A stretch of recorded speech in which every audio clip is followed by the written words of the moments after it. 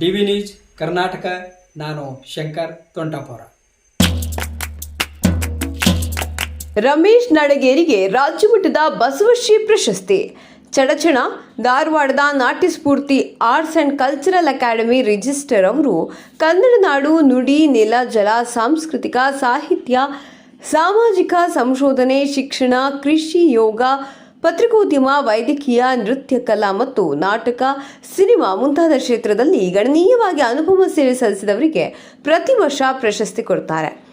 ರೇವತಗಾವದ ಪ್ರಗತಿಪರ ರೈತರಾದ ಶ್ರೀ ರಮೇಶ್ ಸಿದ್ದಪ್ಪ ನಡಗೇರಿ ಅವರಿಗೆ ದ್ರಾಕ್ಷಿ ಬೆಳೆಯಲ್ಲಿ ವಿಶೇಷವಾದ ಪರಿಣಿತಿಯನ್ನು ಪರಿಗಣಿಸಿ ಧಾರವಾಡದ Natya Spoorthi arts and cultural academy register ಅವರು ಆಲೂರ ವೆಂಕಟರಾವ ಸಾಂಸ್ಕೃತಿಕ ಭವನದಲ್ಲಿ ಅವರಿಗೆ ರಾಜ್ಯಮಟ್ಟದ ಬಸವಶ್ರೀ ಪ್ರಶಸ್ತಿ ನೀಡಿ ಸನ್ಮಾನಿಸಿ ಗೌರವಿಸಿದರು.